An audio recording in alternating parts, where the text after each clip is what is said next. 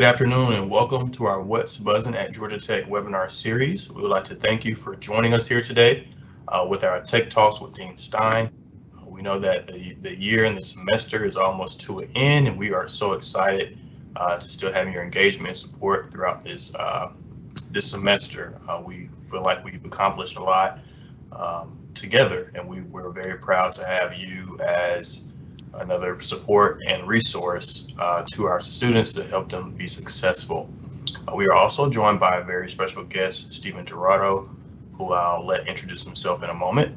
But without further ado, I'll turn it over to Dean Stein. If you all would just give me 1 second to transition to PowerPoint, we will begin. If you have any questions for Dean Stein or our AVP Girardot, please feel free to utilize the Q&A chat box.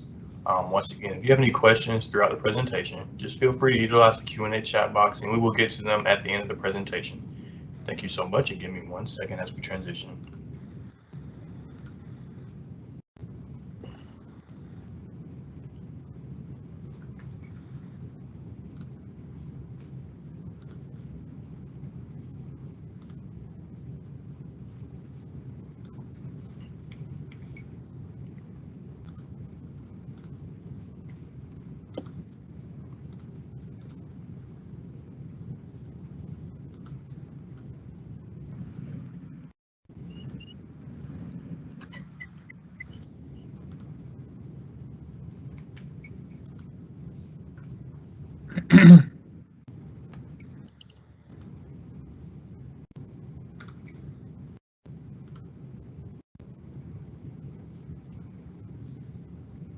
All right, and without further ado, I'll turn it over to Dean Stein and Stephen Girardot.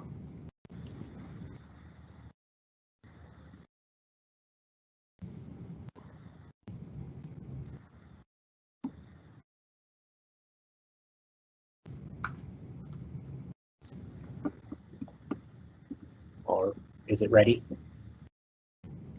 Yeah, it should be ready. Okay, very good. Well, greetings from Atlanta, sunny, warm Atlanta. It's 72 degrees here, and I'm not sure where you are in the state or the country or the world, but greetings from Atlanta and from Georgia Tech. These have been a series of talks that we have given with families, and we hope that they have been helpful throughout the whole academic year and this semester. You have really helped me understand the major issues that your students are dealing with, that you're dealing with also, and I, really appreciate that. Today I do have a special guest with me, Dr. Girardot, and I'm going to have him say a little bit about himself before we begin. But as we start the talk, what I just want to remind everybody, like I typically do whenever we start these, is to kind of put you in the place where we are. So we are 14 days out from the last day of classes, all right? So we are close to the end. It's amazing how quickly it's gone. But what that means is that it's a very busy, active, potentially stressful time for students and faculty, actually. So just to keep that in mind, as we move through the next few weeks and wrap things up and head into exams, if you're hearing more about, stress and anxiety, it's probably right on and true in light of what, the time of the semester that we're in. I want to again reassure you that we have support on campus and ways and places that students can go and talk to relieve some of that stress. But this time of the term is typically one that's filled with lots of excitement as we kind of move to the end, but also there's a lot to do before it's over. So let's all keep that in mind as we move ahead in the next few weeks. All right, Stephen, you want to kind of introduce yourself? Sure. Hi, everybody. Stephen Girardot. I'm the Associate Vice Provost for Undergraduate Education here at Georgia Tech, and I'm also a proud alumnus of Tech, earning my degrees in chemistry and chemical engineering. So I want to welcome all of you. I want to add my welcome to Dean Stein's, welcome any fellow alum out there who are parents, and just share that and just echo again the comments about where we are in the semester. It's remarkable that we're almost at the end of the full academic year, a year into this pandemic, and just appreciate the hard work and persistence of your students and their classes, and how they have moved through this last year. My role at Georgia Tech is working with the academic affairs side of the house. So I work with a lot of our academic support programs, which I'll be touching on some of the things in the next few minutes. Our career center, tutoring, advising in those areas within the provost office. So I'll be happy to answer questions about those, and we'll talk through a few things. And thank you. Thanks for having me, Dean Stein. Sure. So again, I'm going to have Dr. Girardot kind of speak to the key dates and for spring, summer, and fall. So, Stephen. Sure. So I'm going to highlight a couple of key dates just to have on your radar as we head into the end of the month. The last day of instruction is April 26th, and then we move into reading periods, which are April 28th.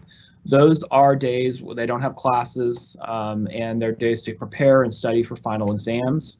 One of the departments in our office, we offer some facilitated study sessions on those days as well. So usually for core classes in the first year, and then final exams start April 29th and go through May 6th. Looking ahead, I want to mention summer is right around the corner as well. Georgia Tech offers a very robust summer session of classes. A lot of the classes, we'll have many classes as we start summer will be hybrid or remote. So there are options for your students. Registration is going on right now. It started March 29th for summer and for fall. That was we called phase 1 registration. So we have 2 phases. One is basically phase 1 is early registration, and then phase 2 occurs right before the start of the semester. And so phase 1 for summer and fall is happening now through May 21st. The first day of summer classes is May 17th. We actually have 3 different types of sessions in the summer. We have a Maymester, which is a short 3-week condensed session, and then we have an early summer session, a late summer session, and then a full summer session. So actually 4 summer sessions. All of this information is a lot here, but just to make you aware, we have a kind of a one-stop website for things happening in summer that's available there. So as your students are thinking about what their plans are for this summer, it's a great opportunity to pick up a class here or there that they may need, and move forward from there. So summer.gatech.edu is a great resource. And then the next one is just looking ahead at fall. So again, registration is happening also concurrently for fall. So summer and fall registration happens together. And then, as I mentioned, the late registration opens right before we begin fall semester. So the first day of classes for fall is August 23rd, and registration for that starts August 14th. We're planning, Dean Stein and our campus services units are planning a robust welcome week. Our current plans right now for campus in the fall is a return to on-campus, enhancing our on-campus presence. And so we're looking forward to a week of welcome to hopefully really celebrate returning in a more robust way to the campus in the fall.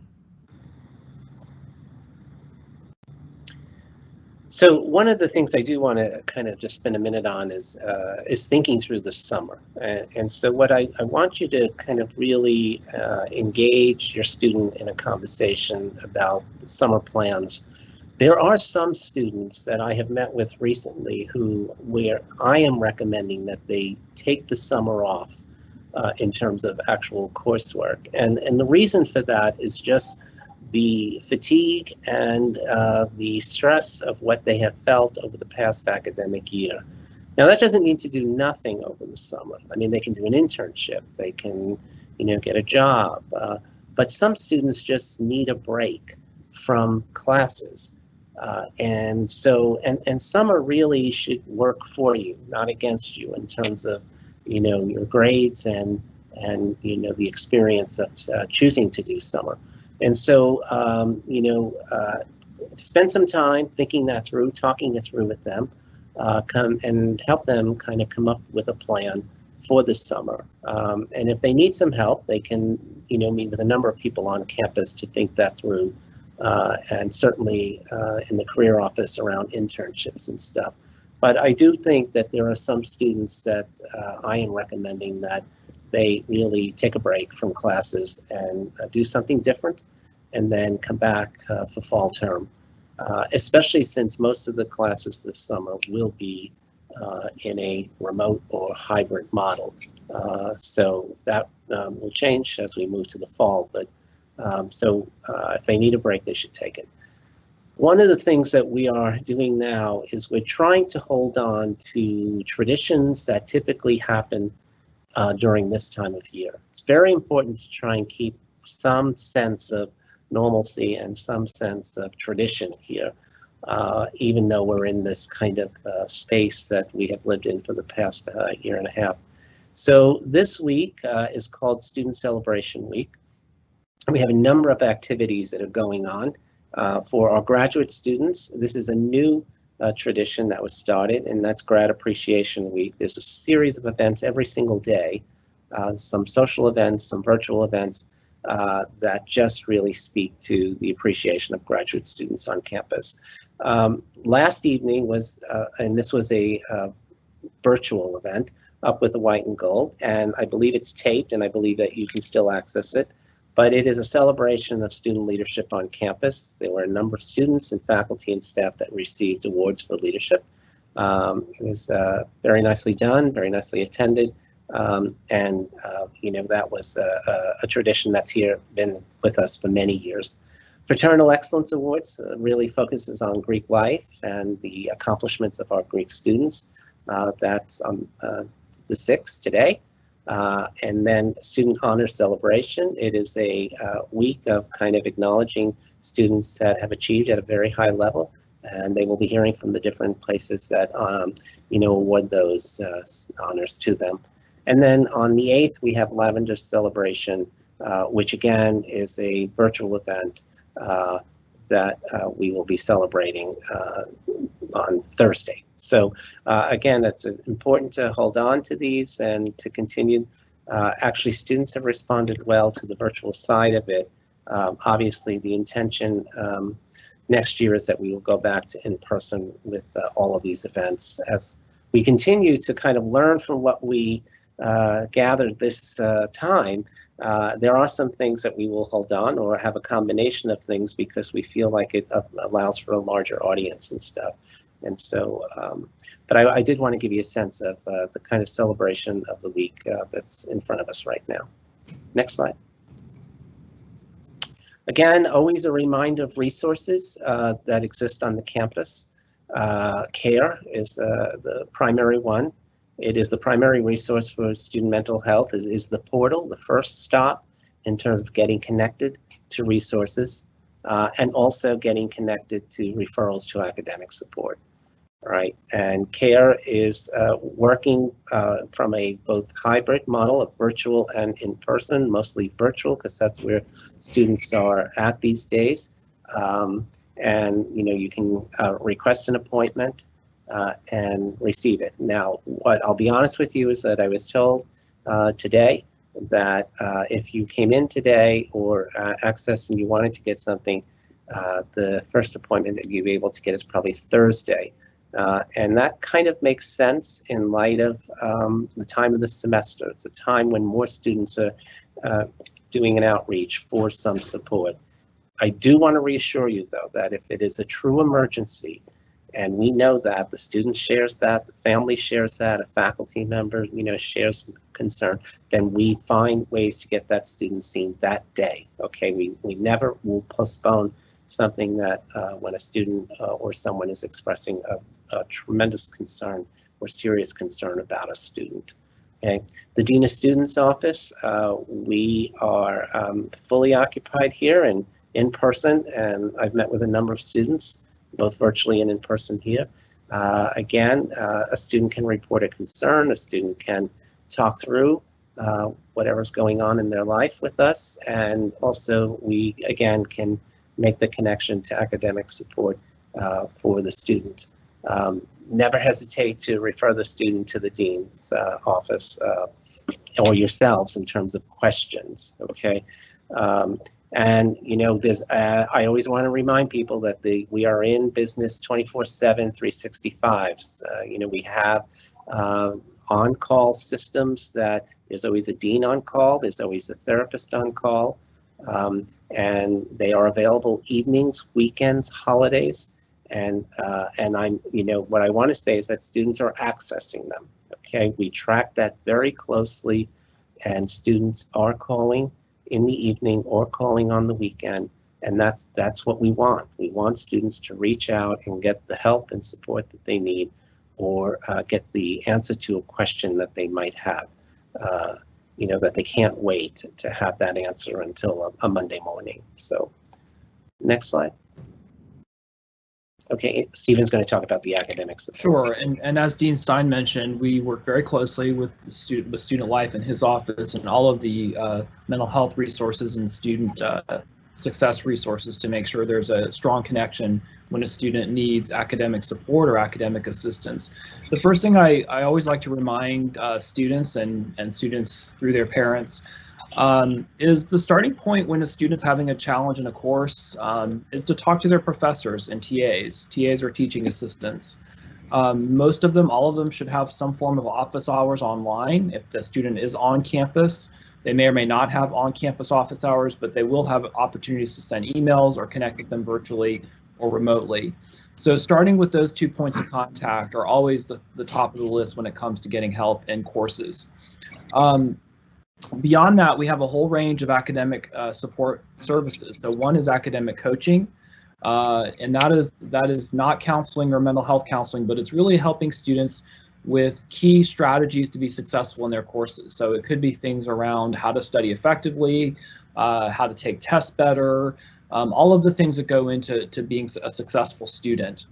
We also offer exploratory advising. So sometimes students may be struggling because they're not sure about their major. And we have a full-time advisor that will meet with students, and this is currently remotely, to talk through opportunities in different majors or career opportunities that might be available, the what-if scenarios that a student may not want to go to their primary academic advisor offhand and talk about. All of those resources are on our advising website. We have lots of workshops available that provide in-demand content around, again, academic support. And then tutoring is available, and we do a lot of tutoring, especially for first and second year courses. And we do that. We do have some in-person tutoring occurring right now on campus, and we've had very successful online tutoring this past year with COVID. And you can assure your student that the demand for tutoring, students are using these services, which is what we want. Sometimes there's a hesitation to connect with them, but please assure them that we have a lot of people using these services to get assistance in their courses. If a student cannot find an appointment or cannot find a course, there's contact information on that page, and we will do our best to help connect the student with academic support or tutoring as we can. And we also offer a program called Pure Lead Undergraduate Study, or PLUS, which focuses again on a lot of core introductory courses in calculus and sciences, and those sessions will run through April 27th. Beyond our Office in Undergraduate Education, our Office of Minority Education offers lots of academic support services as well. And we've recently, this past year, put together kind of a one-stop resource. So if you can put all these other websites to the side, but success.gatech.edu, if you click on that, it's going to have links to all of these different academic resources that I've just mentioned, tutoring, advising, etc. If a student, by the way, your students are probably meeting with advisors right now to talk about course selection for fall or summer if they're going in the summer. And so if they're having any challenges getting in touch with an advisor, feel free to reach out to our director of advising, and their information is on that website, or to me as well. The bottom line I just want to share is please encourage your students to get help in their classes when they need it from their faculty or the lot of different support services that we have, especially as we head towards final exams in the next few weeks. Beyond academic support, a couple of things I want to point out. Spring is a busy time for other services. Our Career Center, we have career advising happening. Again, that's virtual right now. We have lots of workshops and panels. We have our big career fair has already occurred at the beginning of the semester, but we do have some additional career fairs happening this week, and we're looking towards having actually a summer career fair this year in July as well. And if your student is graduating and is still on the job market, these services are available for recent alum as well. So our Career Center website is right there. We're monitoring internship. Summer is a busy time usually for internships and co-op positions. We did see a big decline in 2020, understandably. A lot of companies had to pause on hiring co-ops and interns due to COVID. We're seeing some good signs for summer 21, but as I was talking to our director of co-op and internships, her anticipation is we won't be quite at 2019's level, but we'll be better than 2020. So we're looking at those opportunities, keep looking and talking to the Career Center. If internships is something that your students want to do, encourage them to reach out and talk to the staff there to see how we can help. Our undergraduate research, Georgia Tech being a research university, research and innovation and entrepreneurship are a big part of our culture. So we have lots going on in the same way that we're celebrating your students' honors. We're also going to be highlighting opportunities around our student research. We have our Research Opportunities Fair, April 8th, so students can find opportunities to connect with undergraduate research. And then on the 22nd, we do a big symposium where we celebrate undergraduate research over the past year. Those are going to be virtual activities as well. And then Student Innovation, AMA. If you're not familiar with AMA, it's Ask Me Anything. Your students will know what AMA is. But our student innovation programs, our Inventure Prize is one of the sort of highlights of those programs, very well known. And they're going to be doing some things to get students also ready to think about next year's programming, and if they're interested in the Inventure Prize competition, to get them ready for that. Let me also just say that the Counseling Center and CARE are using the month of April to do a series of talks, and most of these are virtual that students can log on to, on stress management and resiliency and stuff. And I do want to highlight two of them. One is on the 20th of April, and it's called Mind Matters, Using Psychology to Enhance Your Academic and Test Performance. It will be looking at ways to minimize stress and maximize test performance, and giving you enhancing memory techniques and stuff. And students can find out about that on the Counseling Center website. And then the other one that I want to talk about is on the 12th of April, and that is on resiliency. And so these are open to all students, and any student who feels that they would benefit or could benefit from these should, get the information and check it out, okay? Just a quick update on COVID. Testing is still going on. It's very, very active, and yesterday, I believe, there were over 2,000 individuals on campus that went through the testing. The vaccine eligibility expanded and is now open to all Georgia Tech community, including students. Students do have to register for a vaccine appointment. It's not a walk-up clinic. There's just too many people to have organized it as a walk-up. So you do have to register for it. And they need to plan ahead for that second dose. Timing of this will be interesting because if the student will be leaving campus to go home for the summer, then depending on when they can get their first vaccine, it may be that that second one will need to be done at home. But they're still welcome to go ahead and get the first one. If they're staying for summer school, then I think then there would be no issue. Both testing and the vaccine clinics will happen through the summer also. So we're going to continue with that as we move ahead through into summer school. Next slide. All right, so we have reached the end of kind of just our reporting out, and now what we'd like to do is open it up to questions that you might have that either Stephen or I can answer.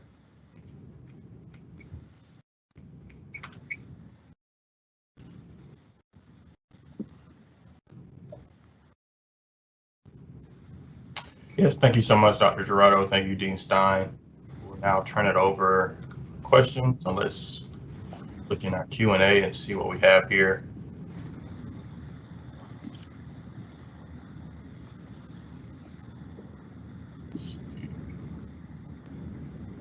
There's a question about why are math classes still remote in the fall? Dr. Girardot, would you like to take that one?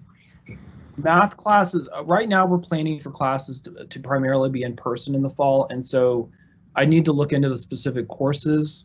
As we are getting the schedule up and running, there may be some errors in the coding because, not to get too into the weeds here, but we roll schedules over. So I need to look back at that. We will have, I mean, some classes may be remote or hybrid in the fall, but for the most part, most of our classes are planned to be in person, and so that's the way scheduling should be done, unless, again, a class was previously offered before COVID as an online course, and we do have some of those, not as many in the undergraduate level as we do at others, but feel free to send me a note. I'm happy to look into the specific course.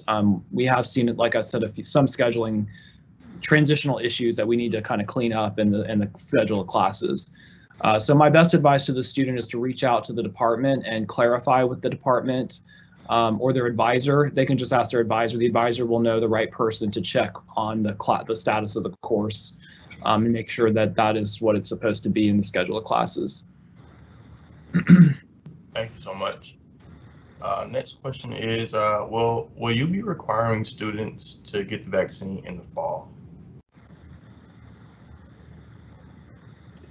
No, we will not be requiring students. We will strongly recommend that they get it, but the Institute will not require it. Thank you so much, Dean Stein. And then we have a question. What are the last dates students are allowed to be in the dorms? Can they stay there for finals? Lacey has already answered that. Students not living on campus for summer must be out by noon, Friday, May 7th. And to answer the question, totality, yes, they can stay for finals. If you wanted to add anything on top of that, Dean Stein. Yeah, typically how it always works is if they're in residence with us now, they're allowed to stay through finals, and the move out is usually the Friday, the last day of finals, and the day before commencement.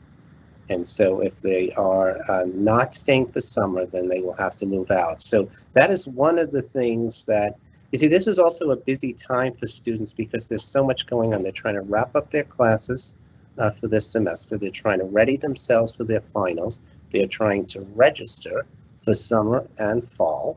And also, they have to begin to think about transitioning to home or wherever they're going. And so move out plans and plans that involve you potentially coming to pick them up, or travel plans.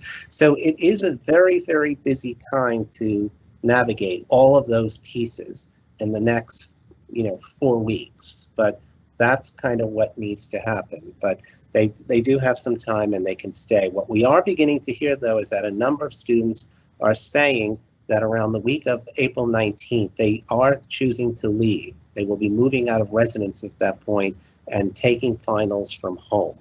And so if a student wants to leave early, they can. But let me also just say to all of you to please have a conversation with them to officially check out of their residence hall.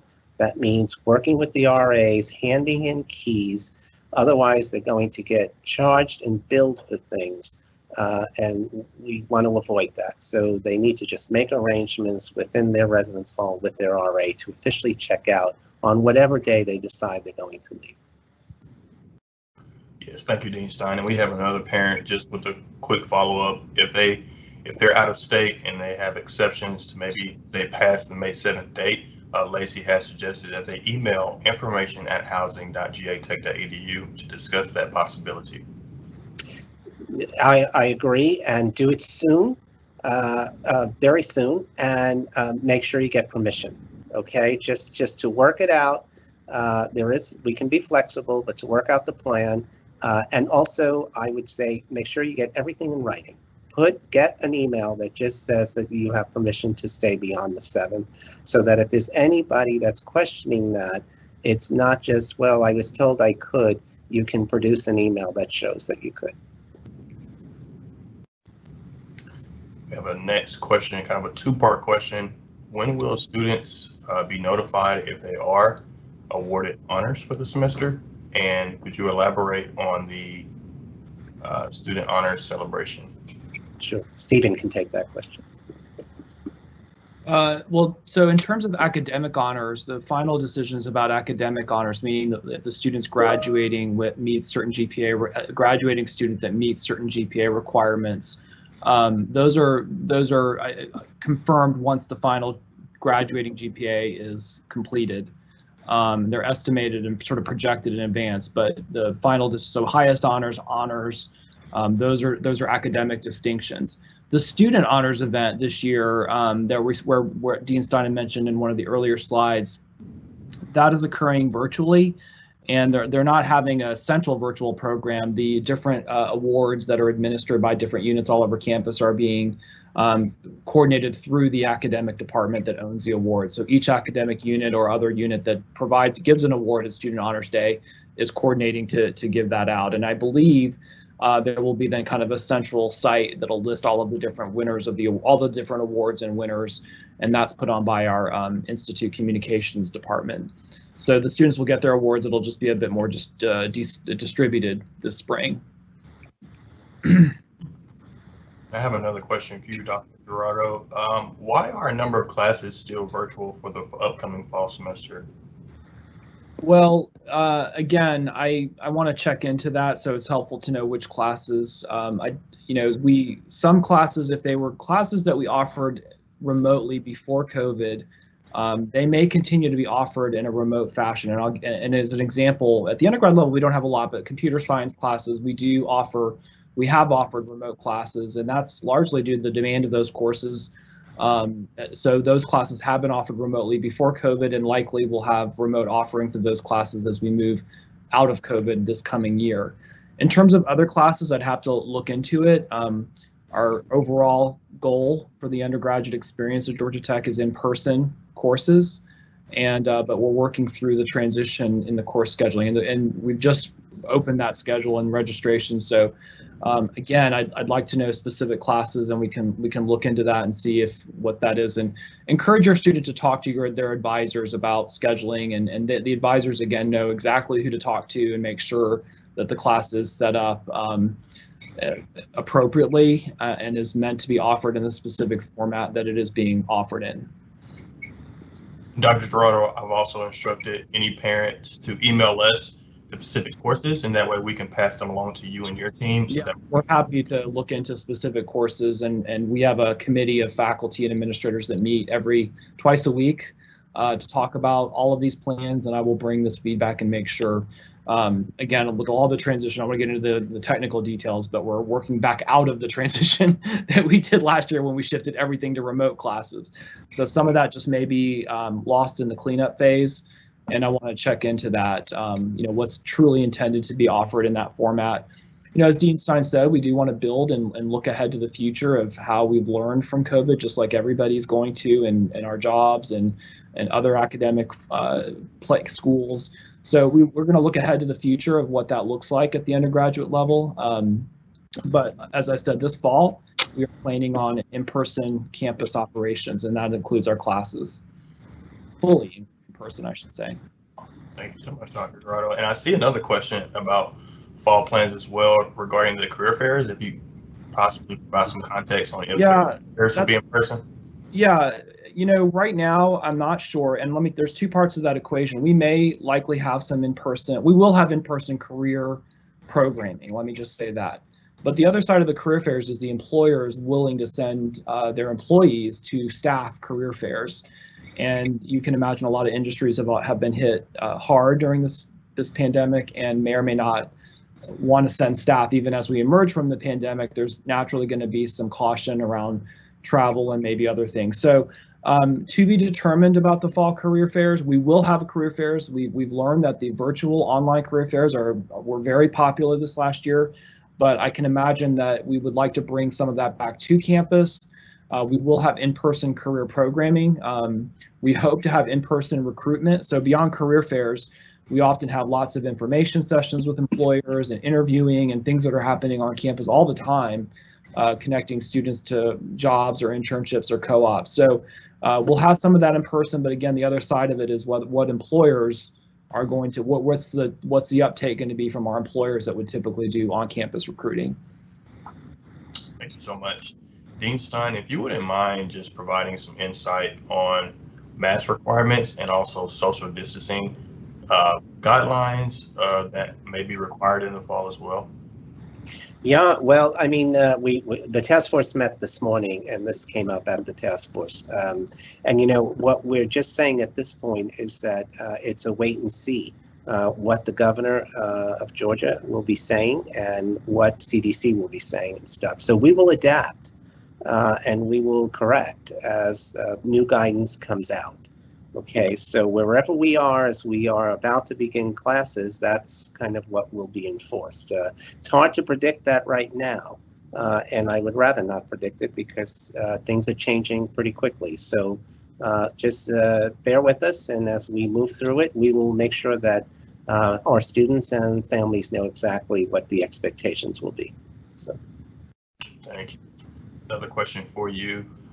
Any updates on welcoming activities for rising second years and their parents this August before classes start, since they did not have a traditional experience coming into 2020 because of the pandemic? Yes, yeah. We've talked about this before, and since that time, Stephen and I have been asked to kind of gather a group of staff together to start planning for this. So I want to reassure you that we are planning activities both for our new students coming in, both first and transfer students, and for our rising second year and families. So we will put a schedule out. We will let you know what it is, but know that we are working on it. Okay, there's a group of us that will be meeting starting this month to start planning it. Thank you. Another question, can students sign up for the second dose while they're on site receiving their first dose? Just talk about the process for signing up. Yeah, no, it's not. They don't sign up during the time that they're over at the hall getting the shot, the vaccine. They will need to do that online. Okay, so they can do it probably right after it, but they will be given the date when they get their vaccine card as to what date they have to wait until they're eligible, and then they can go on and schedule it. Great. We have another question that Dr. Girardot, you may be able to tackle.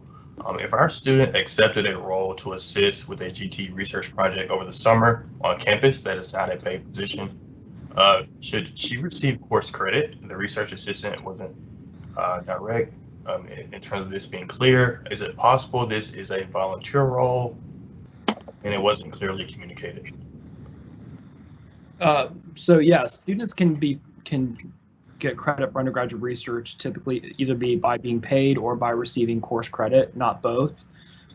So that is a discussion usually with the faculty member as to what model will be followed. Sure, they can be a volunteer, but they can still volunteer and receive the credit through the research courses that we have. So yeah, I would say, especially summer's not, I mean, nothing has been final yet, so that's a conversation to have with the professor. And the students certainly welcome to reach out to me, and I can put them in touch with our director of undergraduate research to help navigate any conversations or get the student connected to what they need to do. Thank you. And Dr. Girardot, just a note, it seems that parents are stating that most CS classes are offering remotely in the fall, just so you can note it and take it back to your team. But once again, if there are any other courses, parents, please email us at parents.gatech.net. Yeah, CS is a course as we have prior to COVID had online sections of lots of those courses due to the high demand for computer science courses. We have a lot of students that every student at Georgia Tech takes a CS course as an undergraduate requirement, but then a lot of students are also minoring in these. So that is a discipline where online, some of you may have heard of our online master's program in computer science, which is very well known. But we have had online CS courses. So, and usually that's blended with on-campus help and TA and recitations that the students attend as well. So again, I'll put that on my list to look into and have your students reach out to their advisors and they can help navigate where to go to get the right information. Thank you. Dean Stein, if a student is local, can they come back over the summer and get their second dose? Yeah, this question was asked, and if a student is local and, living around the campus and stuff, they can go in and sign up and come back and get the vaccine. That's correct, yes. And will there be vaccines available during finals week? My understanding is that we are going to administer these every week, yes. And also just it's a supply and demand. All right, so long as we keep getting the supply, which we have been very fortunate that we are, we will keep administering them. So yeah, we're not going to stop for finals. This will continue during finals. Great, thank you so However, much. let me just say that we are advising students and faculty in terms of timing, particularly with the second dose. What we've seen is that there's more of a reaction with the second dose than there is with the first. However, some people do react more negatively with the first. Timing is such that, some of this could play out with the second dose right around the end of the semester if a student just went through it now for the first dose. So we are kind of talking to our faculty about the fact that some students may need some grace towards the end of the term in those final weeks if they are having reactions to the vaccine. And that they will probably notify us in the dean's office, and then we will notify the faculty. But we're putting this on the radar for students and faculty, just in terms of timing of when one gets the vaccine. And are students allowed in the residence halls to help students move out during finals week? There is no official program or anything like that to assist students in moving out. Usually in non-COVID times, Greek students typically really help students move in, but we had to postpone that in light of COVID. There is no plan right now that there'd be any assistance in terms of moving out. Okay. And I'll probably just recommend whoever that parent is to email information@housing.gatech.edu for more information. That's correct. About the guidelines. Question for Dr. Girardot. Can you reiterate what students should do if they're having trouble connecting with their academic advisor regarding registration for fall classes? Sure. The advising website, our director of undergraduate advising is Dr. Beth Spencer, and she is available and will help a student navigate to get in touch with an advisor if they're having a challenge. If all else fails, send me an email. My name is on the title slide, so I'm the only one with that. Well, actually, I shouldn't say that anymore. I think there is another Girardot on campus, but it used to be a unique last name. So, but look me up on our website, and I'll put you in touch. We will help the student get in touch with the advisor. This is a really busy time for advisors. Just to preface that, they're doing registration plus all of the end of semester activities around graduation certifications, and so advisors are quite busy. However, we will make sure that the student has an opportunity to talk, and Dr. Spencer may also be able to help with some basic questions as well. She's not a major advisor, but she's connected to all undergraduate advising. So between those two, we'll make sure the student gets their questions answered about registration or advising for classes. And while I have the floor, I've communicated a little bit with our scheduling committee and others that they are aware. We thank you for the feedback on the modes and the classes. They're aware that there are classes that need to be cleaned up. And just to reassure you, we have a long way to go with fall registration. So I know there's always urgency to get classes early in the registration process, and students worry about that, but we have a long way to go, and we will make sure that we get the class schedules in shape and that your students will have the right information about making decisions for their fall classes. So more to come on registration. There's a long road ahead with that in terms of time for your student to register and get the right information. Thank you. And I think this next question is about fall 2021 as well. Are we expecting more students to be online and remote in this upcoming year, or are we expecting to go back to more of our traditional numbers and demographics as far as people on campus? Well, our expectations are a return to on-campus pre-COVID operations. at the level that we, we're used to. Georgia Tech is a residential campus for our undergraduate students, particularly. Our vision and expectation and planning are focused on a return to our on-campus residential classroom and the residence halls and campus life pieces of campus as well. So we're optimistic based on what we're seeing with our vaccine distribution and testing and so forth. There'll still be public health safety things in place with masks and sanitation and sanitizer and all those things. Good practices that we're all experiencing now, but that is our expectation. So how are students notified if they make the dean's list? Primarily, the transcript will reflect. I mean, that's a 3.0 GPA and a full-time student with a 3.0 and good standing. So the first place is the transcript will reflect whether the student has achieved dean's list honor for that semester. Let me add something to that. So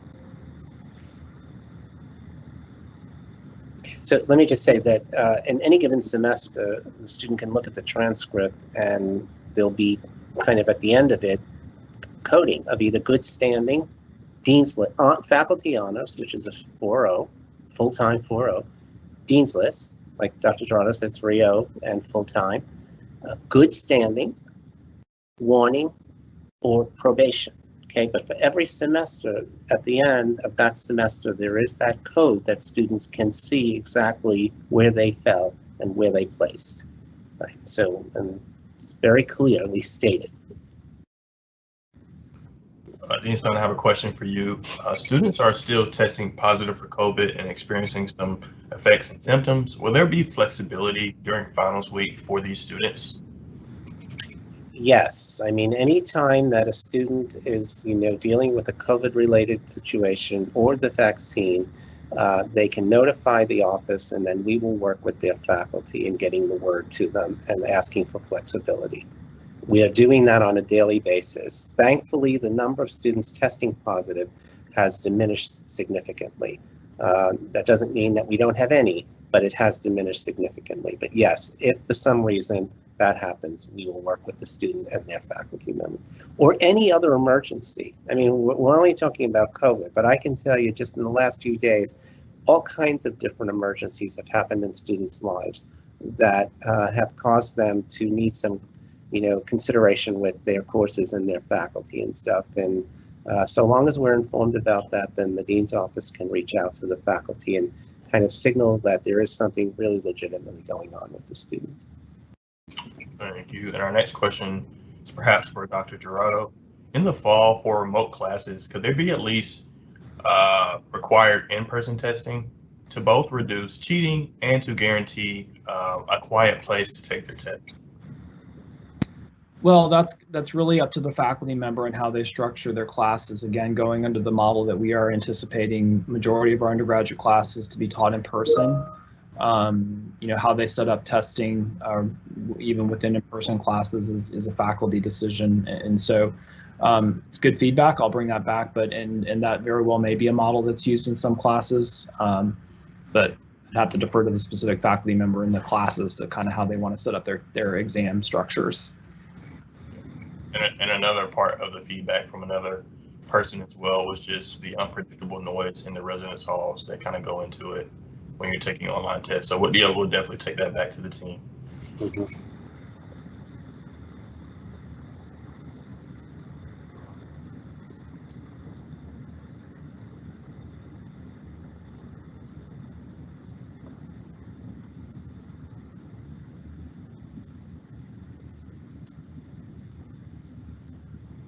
Gosh, for the delay, I'm just trying to make sure I get through all of the questions. I do have one other point I want to make when. Sure.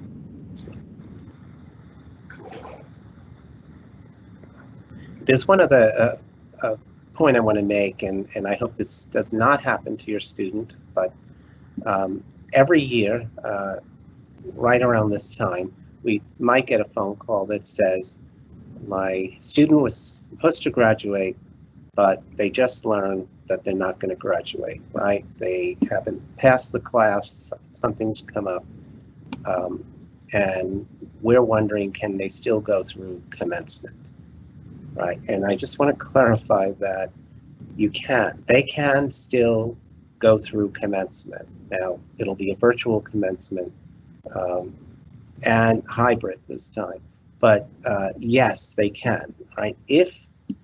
Because grades are not due until after commencement. And so, if the plan was to go through it, then they can go through it, and then when grades are posted, they will realize. The difference may be that they cannot get certified that they've actually graduated if they have to retake a class, and then that graduation will be postponed until the end of summer, potentially. So, but in terms of the actual ceremony, the way things are set up here, you can, right? And again, I hope, again, that this doesn't happen, but sometimes it does. Thank you, Dean Stein.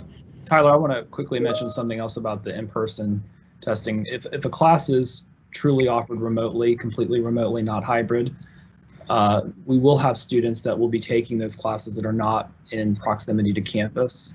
So another consideration that would likely preclude a requirement that a test be offered on campus will be the just simple fact that we may have students in different geography, even international, that could be taking a remote course.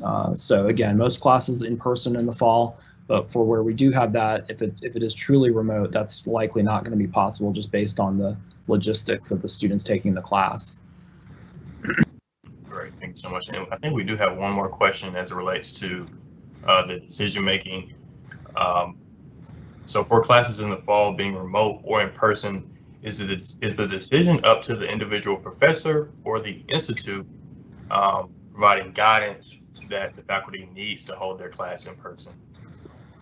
Our institute leadership has provided guidance on course modes, again, under the umbrella that we are offering in-person classes. So our provost has had lots of conversations with the faculty and our school chairs and deans about the expectations for fall courses. So it is not completely a decision up to each individual professor as to how the class can be offered. There are, starting with that criteria, then there are other conversations and considerations that would need to happen for decisions to be made on a class being offered in a remote or hybrid fashion.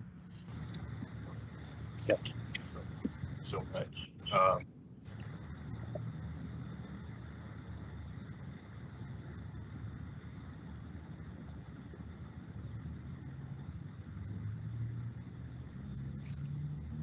And then another parent is just expressing a comment about math and CS courses going to be offered online. Many want more transparency on what exactly the plans are going forward, as many students are growing tired of being online. So we'll definitely pass this along to the teams.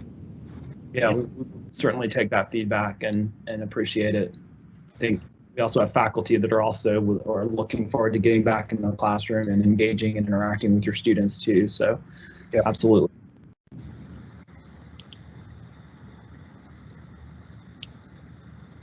Dean Stein, I'll allow you to have any closing comments or remarks, and then I'll turn it over to Dr. Girardot.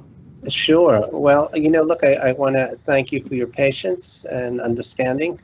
It's been a highly unusual year, and one that I do want to really comment that our students have been resilient and have been really, I think, very, very responsive to the way things are.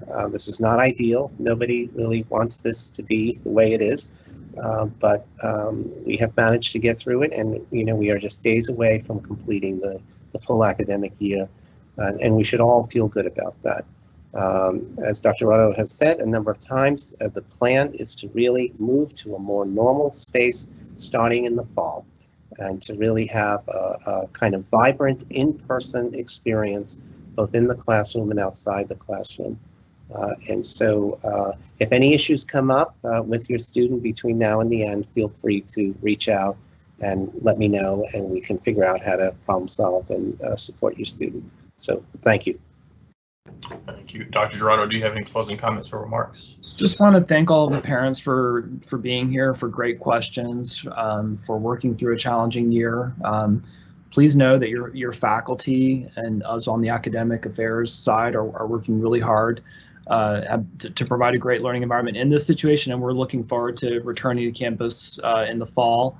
I think, like your students, we're all looking forward to post-COVID, emerging out of COVID, being in the classroom. Georgia Tech, at our undergraduate program, I've said this before, we are a residentially focused undergraduate experience. That is the heart of the Georgia Tech experience. And while we may learn from how we learn from COVID and offering more online supplementary programming and curriculum and courses to the experience of our students to make it better, we want to return to what our core mission is in terms of residential education. And so we're excited about that. We're planning for that. And I can say that we just can't wait to see our students in person. I know I can't. So thank you, and just wish everybody good health during this challenging time for yourselves, your family members, and everybody in your lives.